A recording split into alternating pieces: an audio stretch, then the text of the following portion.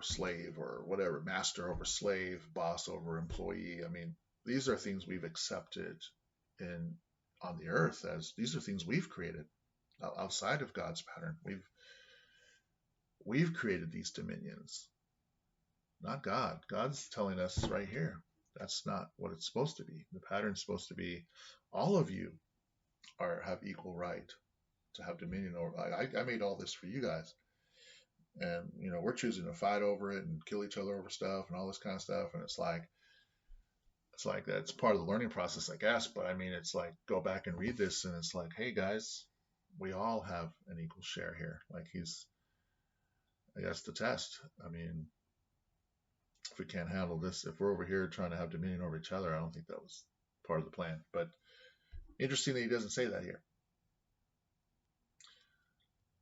And God said, behold, I have given you every herb bearing seed which is upon the face of all the earth, and every tree in the which is the fruit of a tree yielding seed. To you it shall be for meat. Okay, so it looks like the fruit of the tree is supposed to be our meat. When I think of meat, maybe I was programmed to think this growing up. Meat is from an animal, right? And we do have dominion over the animals. It says here, over the fowl of the air and every living creature, to subdue it. Over the fish, okay. I guess I'm not here to sit here and poke at people. I know there's people who've been attacking that with the whole vegan movement. Like they go back and they reference, I think I've seen one where they reference the Bible too, about eating meat, and how we were designed to more be herbivores because of the way our teeth is. We don't have the canine thing like the animals do to like crunch down the meat. And so that's an interesting topic too. That's a whole nother side discussion that could be had. Man, all of these veins that could grow just out of this chapter alone is interesting to me now that I'm reading it again, and reacting to it. I guess I'm a reactor, and now I'm learning to react to pretty much anything and everything. I'm going into that career field, so this helps for me to be able to improve my discussion skills and be able to meet people wherever they're at, on the level. Just like I said, just break it down. I don't care. I don't want anyone to ever feel belittled. In fact, I love this. This is something I want to hold up for me, a standard to remind myself and everyone around me, and hopefully just try and get it out there that we're all equal. In God's eyes, we are all stewards over this planet, and we weren't meant to have dominion over one another. If anything, we should be creating a system to ensure that each one of us has a place, for our dominion on this planet over the things God has given us, right? And in good measure, if we do it right, I think we could live wonderful, meaningful lives here, without too much drama, right? If we just follow the patterns. I've given you every herb bearing seed, so we have everything we need, for food if we obey those laws, I guess. All right. And of course, we're talking about, this is the Garden of Eden days, right? So this would be something that was meant to continue, as far as, it's interesting. He says multiply and replenish, because replenish would mean that he's seeing something in the future then, because if the garden had everything that you need, then what do you need to replenish? So something's going to happen, and that's part of the story. I'm already getting ahead of us, but let's get down this, finish this last part off.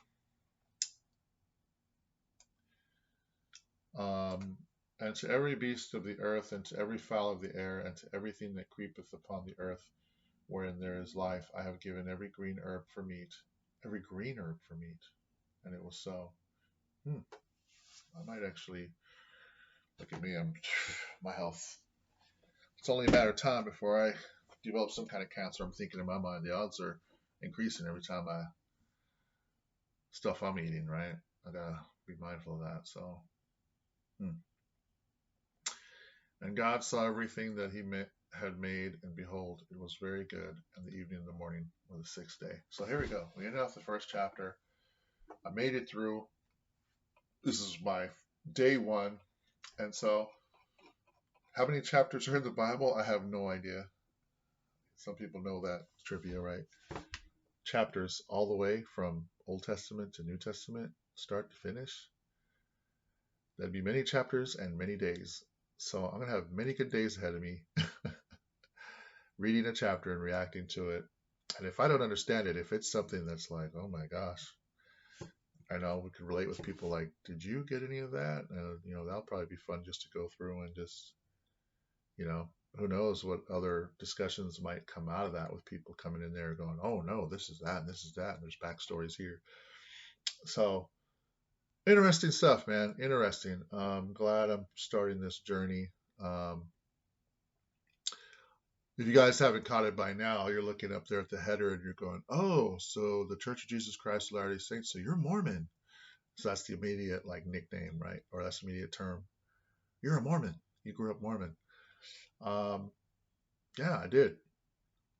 I did. I grew up in the Church of Jesus Christ of Latter-day Saints. There's a big emphasis. That name. You can't avoid it, right? I mean, right now in the church, it's a big deal to just keep it.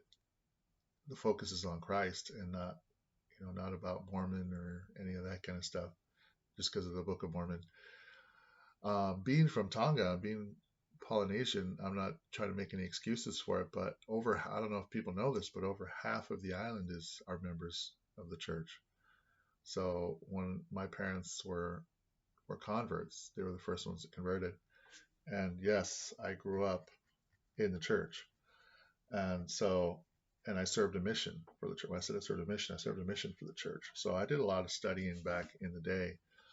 And I'm humbled because, you know, I used to be real deep into studying and serving and helping. And man, I've drifted from that. And, everything happens for a reason. And I think now I'm more like, I'm really like understanding how people feel, like, because I've been lost myself. Like I got lost from that path, and I just have a different feeling about how I see people who are lost out there. I used to be kind of more judgmental about people that were lost. Like, man, what's wrong with you? Like, here, let me help you get your act together. And it's like I was the one that was going to help them get their act together. And it's like, for me to put myself on that pedestal, and I think God had a way of humbling me, had a pathway for me to be humbled and to like be in a position to just serve others and not ever put myself up on a pedestal. Like I said, like I just read there, dominion. I guess I started feeling like I had dominion over other people just because I was gaining knowledge and felt like I was like serving at a higher level than other people were. And so I should, you know, be more recognized. I mean, those are things I did try. I mean, I didn't always think that way, but those are the demons inside your mind, right? When you're trying to do what's right, sometimes those demons tell you, oh, you're trying to be righteous. You're trying to do blah, blah, blah. You're trying to be better than everyone else. And so maybe those weren't entirely my thought. I don't know. I just feel like the tests I've gone through, maybe that was there lingering. And that's why I was avoiding it because I didn't want to accept the fact that I was really thinking that way. I couldn't blame the devil for those thoughts. I had to face myself in the mirror and be like, that's you, bro. You're the one thinking like this. You need to fall. You need to fall down so you can humble yourself. And remember, there's people struggling, man. There's people hurting out there. All they need is just someone to tell them they love them. They don't need all this scripture, knowledgeable scholar stuff, man. And I've seen people that have been very successful in those arenas, scholars and all those. I'm nothing against them. I'm not putting them down either. Um, I think that's a temptation we all face when we start climbing up higher to higher levels. We're going to face that demon of, you know, that inner demon going, oh, you get to be better than everyone else now. Look how high you've come. No, man. maybe that's why we need to read these things daily, is to just consistently remember, you know, God Himself being the greatest of all. I mean, He didn't even act this way. I mean, He's trying to create a system to help us to grow. And if anybody should be high and mighty, it should be Him, right? Coming down and blasting His power all over the place, going, "Shut up, everybody." He doesn't do that. Maybe we'll read some instances here. Some people maybe say that He does. And who knows if that's man's interpretation of God's actions, the flood and all these different things. Maybe there is a point that you can push God past, like, to where He's going to interact. So again, it'll be interesting to read through this. So I don't pretend to be any scholar or anybody. I hope that if anybody's reading this with me, that you enjoy, and if you have anything to say, throw it down in the comments. It'd be cool to hear what y'all have to say about it. So I'm just trying to approach it from a daily standpoint, and that's it, guys. That's it for today, man. I spent a lot more time than I thought I was. I was just going to read through it real quick and just be like, I'm done. Check in the block. But nope. Until tomorrow. Today is the 1st of June. 2nd of June, we're reading chapter 2. All right.